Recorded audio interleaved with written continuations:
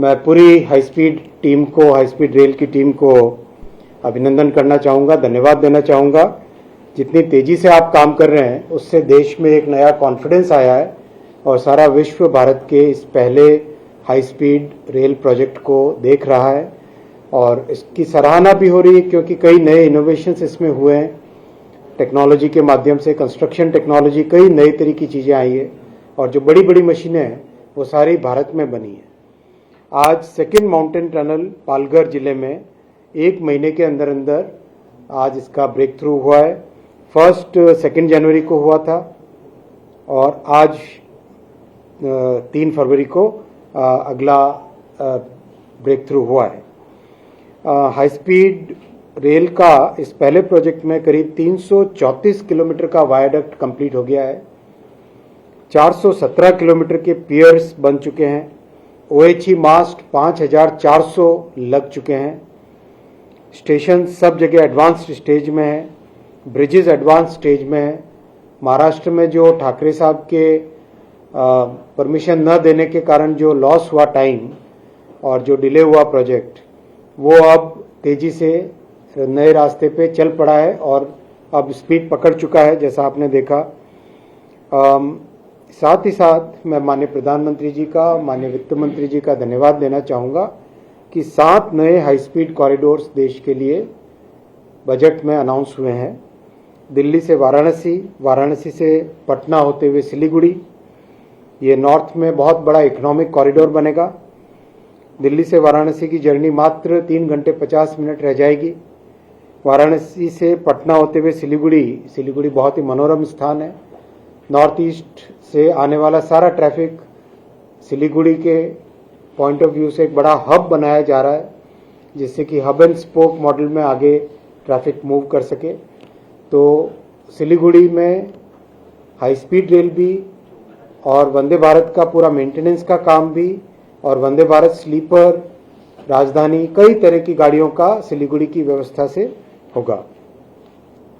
तो वाराणसी से सिलीगुड़ी मात्र 2 घंटे 55 मिनट रह जाएगा और जो मुंबई अहमदाबाद का ये प्रोजेक्ट है, ये आगे जुड़ के मुंबई से पुणे मात्र 48 मिनट्स, 1 घंटे से भी कम का समय रहेगा ट्रैवल का। एक तरीके से मुंबई और पुणे आपस में जुड़ जाएंगे और आगे पुणे से हैदराबाद 1 घंटे 55 मिनट का रहेगा, मात्र 1 घंटे 55 मिनट। यानी मुंबई, पुणे, हैदराबाद और अहमदाबाद ये सब के सब बहुत अच्छे एक इकोनॉमिक कॉरिडोर में जुड़ जाएंगे। आगे हैदराबाद से बेंगलुरु और हैदराबाद से चेन्नई और बेंगलुरु से चेन्नई, यानी एक साउथ इंडिया का एक हाई स्पीड डायमंड बनेगा, जो कि बहुत अच्छा रहेगा। चेन्नई से बेंगलुरु मात्र 1 घंटे 13 मिनट रह जाएगा, 73 मिनट्स। चेन्नई से हैदराबाद मात्र 2 घंटे 55 मिनट की ट्रैवल रहेगी और बेंगलुरु से हैदराबाद मात्र 2 घंटे की जर्नी रह जाएगी। बहुत ही अच्छा इसमें ग्रोथ है, डेवलपमेंट है और खासकर जैसे माननीय सांसद जी ने कहा, मुंबई सबर्बन के लिए बहुत काम चल रहा है। करीब 16,000 करोड़ रुपए के काम चल रहे हैं मुंबई सबर्बन के लिए। 16,000 करोड़ रुपीस के काम मुंबई सबर्बन के लिए चल रहे हैं। 3rd line, 4th line, platform को बढ़ाना, प्लेटफॉर्म के ऊपर एक कंप्लीट एक मतलब बेसिकली 2 टियर प्लेटफॉर्म बनाना, डबल स्टोरी प्लेटफॉर्म बनाना। तो डबल स्टोरी प्लेटफॉर्म बनाने का काम भी चल रहा है। और महाराष्ट्र का रेलवे बजट तो माननीय प्रधानमंत्री जी ने रिकॉर्ड दिया है 23,926 करोड़, यानी 24,000 करोड़ का। ये कांग्रेस के समय से 20 गुना ज़्यादा है। एक और जो आपके बहुत इंटरेस्ट की बात है माननीय सांसद जी, ये जो ईस्ट वेस्ट फ्रेट कॉरिडोर नया जो कल अप्रूव हुआ है, वो वाडवन पोर्ट को महाराष्ट्र के हिंटरलैंड से, मध्य प्रदेश से, छत्तीसगढ़ से, इन सब से जोड़ेगा। अच्छा, हाँ, किस तरह से कि डांकोनी से चालू करेंगे पश्चिम बंगाल में, वहाँ से उड़ीसा, उड़ीसा के बाद में छत्तीसगढ़, छत्तीसगढ़ के बाद में मध्य प्रदेश और उड़ीसा, छत्तीसगढ़, मध्य प्रदेश को जोड़ते हुए महाराष्ट्र में एंटर होगा और महाराष्ट्र में आते हुए वेस्टर्न फ्रेट कॉरिडोर से जुड़ेगा सूरत के पास में। अच्छा, हाँ, तो सूरत के पास जब जुड़ेगा तो वाडवन पोर्ट उसके आगे सीधा, और वाडवन पोर्ट को वेस्टर्न फ्रेट कॉरिडोर से जोड़ने का ऑलरेडी 2,500 करोड़ का काम चल रहा है।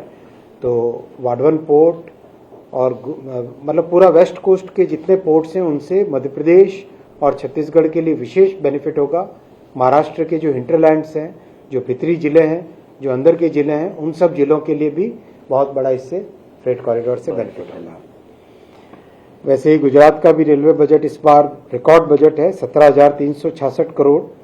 और जो ये ईस्ट वेस्ट फ्रेट कॉरिडोर बनेगा वो वेस्टर्न फ्रेट कॉरिडोर के साथ जुड़ के एक टोटल देश के लिए एक नई पहचान बनेगी, इकोनॉमिक एक्टिविटी बढ़ेगी, रोजगार बढ़ेगा। धन्यवाद। सर, दालकुनी से जो प्रोजेक्ट जा रहा है, वेस्ट बंगाल के फॉरेस्ट मिनिस्टर ने बोला है कि हम इस पर धरना करेंगे क्योंकि फॉरेस्ट से जाएगा और उससे जानवरों को हानि होगी। आज उन्होंने पश्चिम बंगाल की सरकार एक तरीके से विकास की विरोधी सरकार है। कोई भी रेलवे का प्रोजेक्ट हो, कोई भी बड़ा प्रोजेक्ट हो, सबका वो विरोध करते हैं। उनको कोई मतलब नहीं है। मैं सीधा आपको एग्जांपल दूंगा कोलकाता मेट्रो का। कोलकाता मेट्रो जिसमें 40 साल में मात्र 25 किलोमीटर का काम हुआ था, इन 11 वर्षों में 45 किलोमीटर का काम हुआ। लेकिन केवल और केवल राज्य सरकार के नॉन कोऑपरेशन के कारण बहुत इंपॉर्टेंट एक जगह है चिंगड़ी घाटा शहर के अंदर, चिंगड़ी घाटा में 2 साल से परमिशन नहीं दे रहे, सिर्फ और सिर्फ इसलिए कि कहीं मेट्रो प्रोजेक्ट पूरा ना हो जाए। मेट्रो प्रोजेक्ट पूरा होता है तो कोलकाता के निवासियों को बेनिफिट मिलता है। मेट्रो प्रोजेक्ट अगर पूरा होता है तो पश्चिम बंगाल के लिए एक बहुत बड़ा गौरव की बात होती है। Metro project, Kolkata metro project अगर पूरा होता है तो जो सबसे आम नागरिक है उनके लिए एक अच्छी सुविधा होती है। लेकिन पश्चिम बंगाल की सरकार उसको करने नहीं देना चाहती है, लेकिन हम उससे रुकेंगे नहीं। हमारी प्रतिबद्धता पश्चिम बंगाल के हर एक निवासी के लिए है और हम उस प्रतिबद्धता को पूरी तरह से निभाएंगे। सर, गुजरात के हिस्से का बुलेट ट्रेन प्रोजेक्ट जो है वो कब तक फिनिश हो जाएगा? अगले साल कंप्लीट कर लेंगे।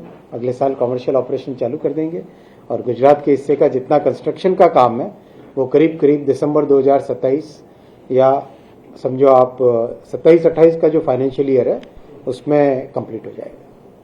सर, लगभग कितने किलोमीटर का स्ट्रेच कंप्लीट होगा? करीब 300 किलोमीटर का, और 2028 के एंड तक ठाणे तक पहुंच जाएंगे और 2029 में मुंबई तक पहुंचेंगे।